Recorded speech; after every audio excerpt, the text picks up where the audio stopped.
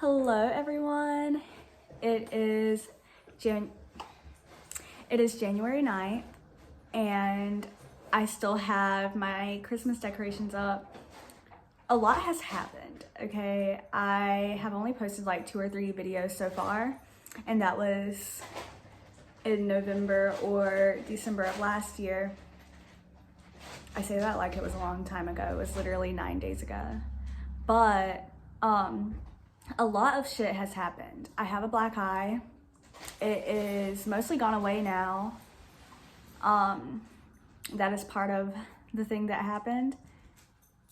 I don't even know where to start, really. I wanted to be really consistent at vlogging, and then my life started getting hectic. So that is what happened. I got off work at 3. I worked from 7:30 to 3 today. At 3:30, my girlfriend and I had an apartment interview, or an apartment tour. We are trying to move. We're trying to move in together, but also I am trying to move out of this place. I really don't know where to start. Like, oh, that hurt. Everything that I'm about to say, or like everything that I'm doing right now, is due to how chaotic everything was in December.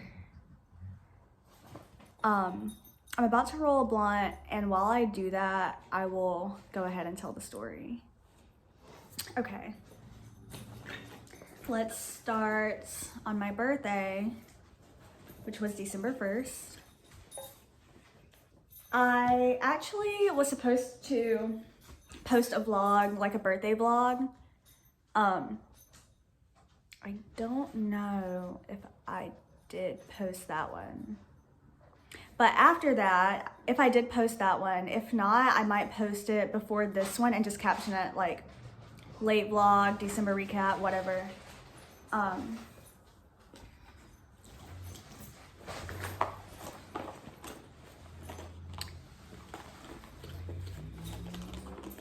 I was supposed to do Vlogmas after that, like 2 weeks of Vlogmas.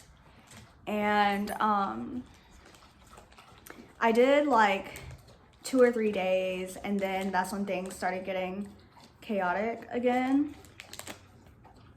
I got a manager position at my coffee shop, which is not bad, but it's very stressful. Like, the coffee shop itself is very nice. The coffee is very good. The employees are awesome, but the higher ups, like the boss, is not that great. And it's a small business, so it's a local coffee shop. It's not a corporation, but they're about to franchise this year. And I don't think I want to be part of that, because if it's already kind of bad right now, I don't want to be part of your franchise. On top of that, 2 employees just quit because of just the way people are treated there.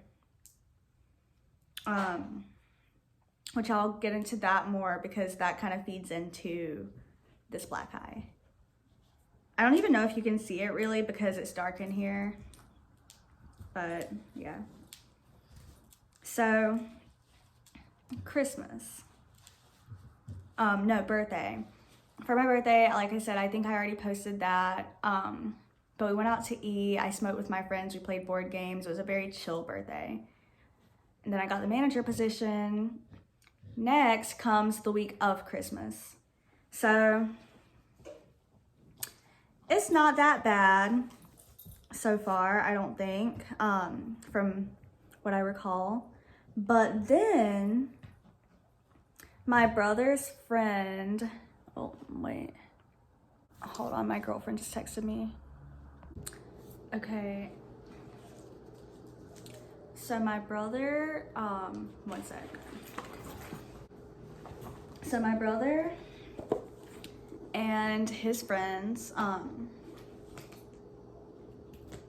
they all, or some, okay, I don't even know how to start this situation. So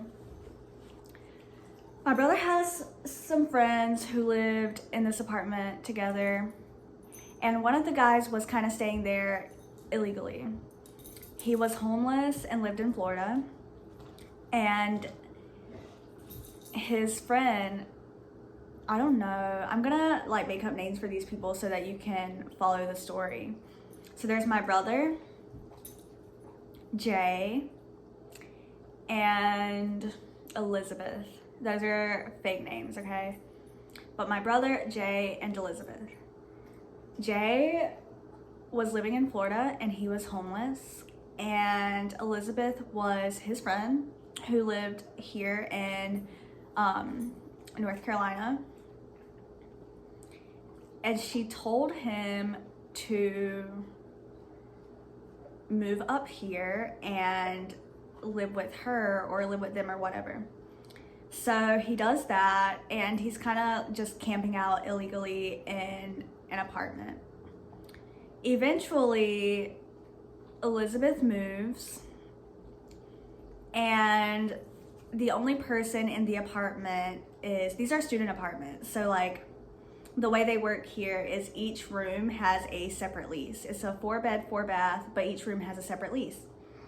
So eventually, like in December, the only person that was still staying there was my brother's best friend. Not Elizabeth, not Jay. It was his best friend. She started telling Jay that he needs to get out because now he's living there illegally and she's the only one who lives there. Therefore, she would be the one to get in trouble if anything were to happen. So during the week of Christmas, the manager of the leasing office or one of the assistants in the leasing office comes to the room to do a room check or whatever, like apartment check, something like that, because it's student apartments. And they basically tell him he has to get out. So it's Christmas week. I'm spending Christmas with my girlfriend, so I tell him my brother will be here by himself for Christmas if he would like to stay until Christmas Eve. So no problem. My couch is in a different spot. My TV is in front of me and my phone is propped up on it. It used to be a little more over, like this is like a dining room space. So this is beside my kitchen.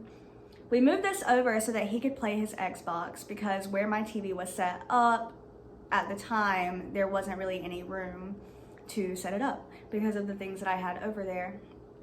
And I didn't think he was gonna be here for a long time, so I just let them do it. And my brother let him sleep on the couch. My brother usually sleeps on the couch because I have a 1-bedroom and my brother just lives with me. The situation is, I have a weird life situation, okay? Just, we won't even get into that part. So my brother's letting him sleep on the couch, and Christmas Eve comes and he doesn't leave. And it doesn't seem like he's trying to go anywhere either. So we start asking him, like, just kind of hinting at, when are you leaving? When are you leaving?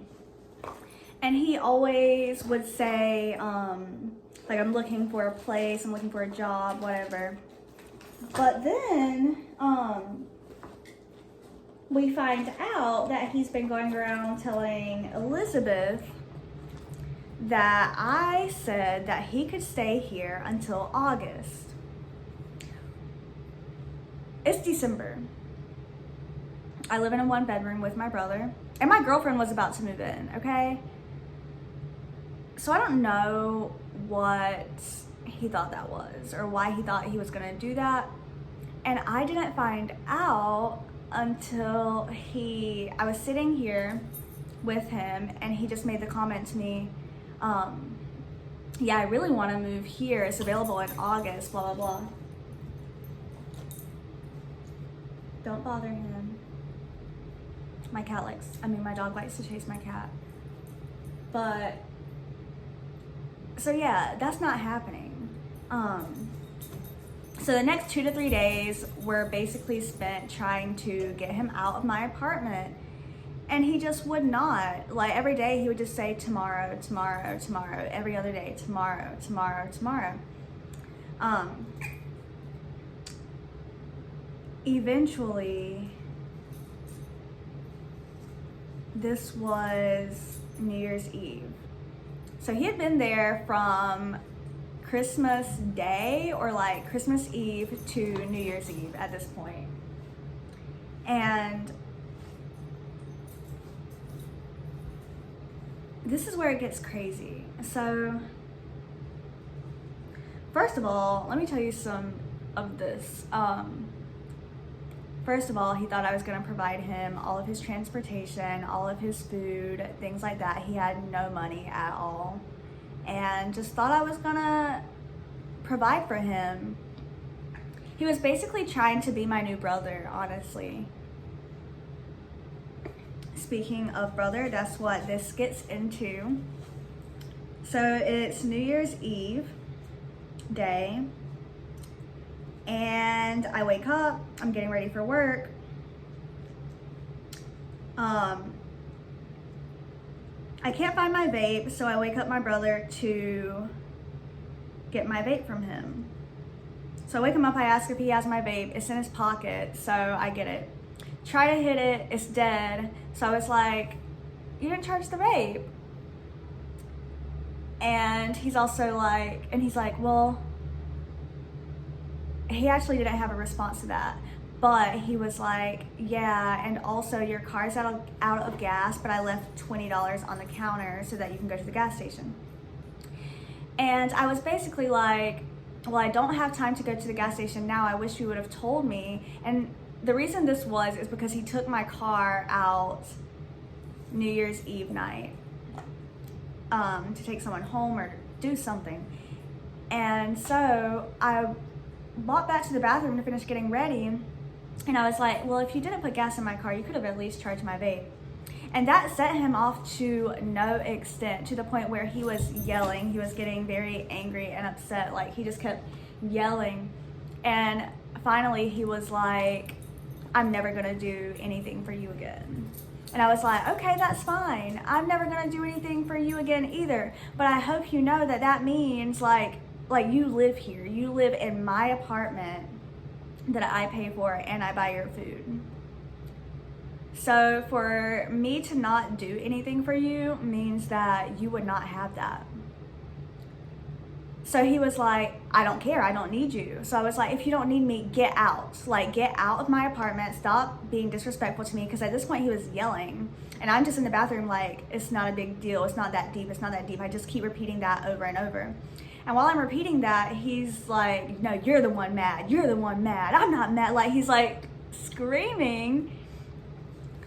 And finally I'm like, get out, leave, stop yelling at me in my apartment. And he gets off the floor and literally just comes and punches me in the face. And then I look at him and I'm like, no, you just hit me in the face, get out. I wish I could show y'all like what my face looked like, but that is a bad trigger warning. But yeah, it was really bad. Like, he just hit me, and then after I told him to get out the second time, he just started choking me. And then his friend comes up and he starts trying to get him to stop, and he starts threatening to shoot my apartment. He starts threatening to beat his friend, and none of what I said warranted him doing any of that. Like, just thinking of everything I said, which wasn't much, which was mostly, why didn't you charge my vape? Why didn't you put gas in my car? It's not that deep. I won't do anything for you either, and get out. Those were my words. Which none warranted a punch to the face that gave me a mild concussion and worsened the sight in my eye. So that day, I call out of work, of course, and that was actually the only day that I had off work after that. So every day after that day, I went to work with a black eye that was so bad that I couldn't open it. And my boss didn't care. He actually saw it in person, still didn't say anything. Even that day, he told me that I could still come to work and just sit in the conference room just to leave my house. So I call out of work. My brother gets out. He eventually gets out once he finishes punching me in the face and threatening his friend and threatening to shoot my apartment. He leaves.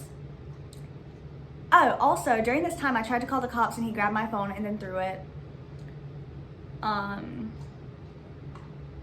yeah, I went to the hospital to get that checked out, like to get an MRI and stuff like that. And I talked to the police there and I pressed charges. Don't care, because don't touch me. I don't care. Like, that's not okay. And honestly, he was really upset about it. Like, he was on social media like everyone always forgets the bad or something like that, or no one forgets the bad or whatever. But the bad, when the bad is you hitting someone in the face or like threatening to shoot people, that's not forgivable. So later that day, he calls my phone. My friends are here because my friends don't want to leave me. He calls my phone, and now he's arguing about the guy, Jay, that's still in here. My friend told him that he has to get out. He was like, listen, bro, she just went through a bunch of shit. Where can I take you? And he's like, I can't leave today. I will find somewhere tomorrow. But I already knew he wasn't gonna do that because he still didn't have a place lined up the next day. And my brother literally came back to my apartment because he had my spare key. He took my spare key with him. He came back to my apartment, basically beat this guy's ass in my living room. I had my door locked because I was not about to get hit again.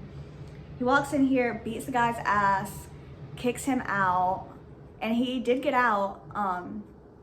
And then my brother grabbed the rest of his stuff, or like not the rest of his stuff, but he beat his ass and left, and that's about it.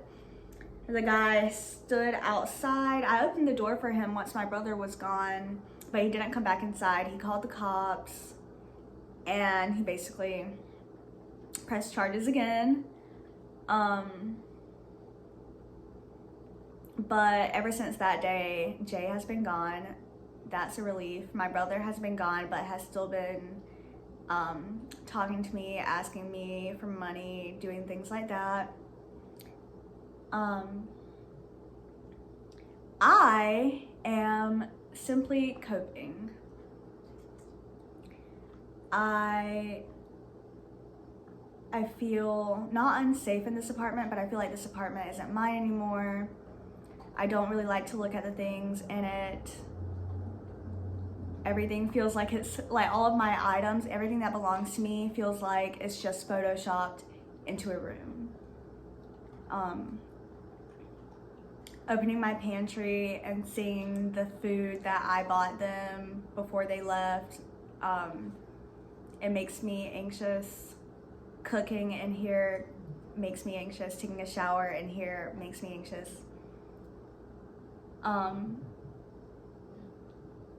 I mostly sleep a lot.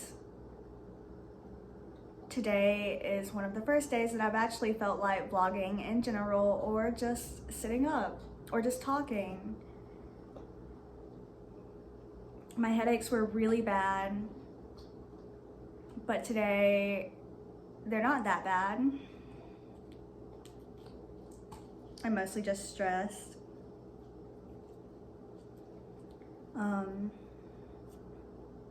Now, that was a lot. And I know that I said it in a very blunt way, and that was it was traumatizing to me. It was a traumatizing situation to me. And I'm laughing and I'm kind of like talking about it the way that I am, because it feels like I haven't processed it yet, but also I'm a Sagittarius and I don't want to be serious about any serious problems in my life.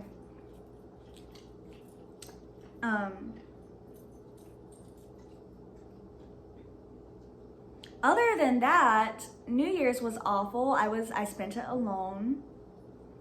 I've been alone a lot of the time. I've been dealing with, I don't want to say survivor's guilt, but I feel like an imposter. I have imposter syndrome because I feel like I shouldn't be too sad because he's only hit me once and it's my brother, and I don't know, like I feel like I don't deserve to feel as traumatized as I do. It has been 16 minutes and I haven't finished rolling this blunt because I've just been talking. Give me 1 second. Okay. So let's fast forward to now. I'm taking things slow. I'm taking things day by day.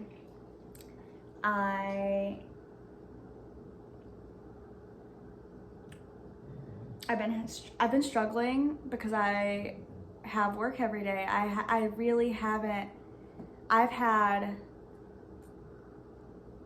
2 days off since being hit in the face. I've had 2 days off.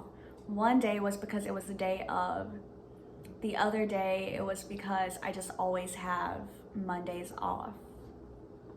And I had to ask for Mondays, like all Mondays off, because the way my boss is that if we're understaffed and you don't have a specific day that you have off, he will schedule you the whole week, like 7 days a week. So I had to set that boundary just so the most I could get scheduled was 6 days, which is still a lot, especially for me. I am mentally ill. I just haven't done much. Other than that, there's not a lot to talk about because today, like, I'm just now getting into the mood of just doing things again, like cooking. I'm about to make some chicken Alfredo with spinach. I'm using the black truffle Alfredo sauce from Trader Joe's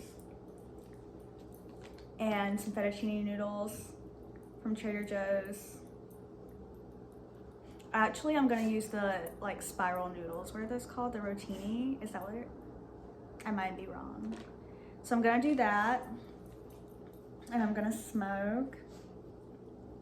My girlfriend and I just lived in an apartment today, and hopefully we're gonna apply to that and get me the fuck out of here by the weekend, maybe. Because I fucking hate it here. I can't.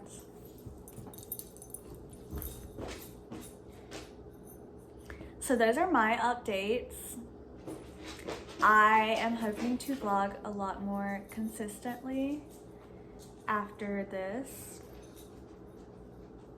I'm sorry if it was just a jumbled mess. Honestly, my brain is a jumbled mess right now. So I have ADD anyway, so I can't keep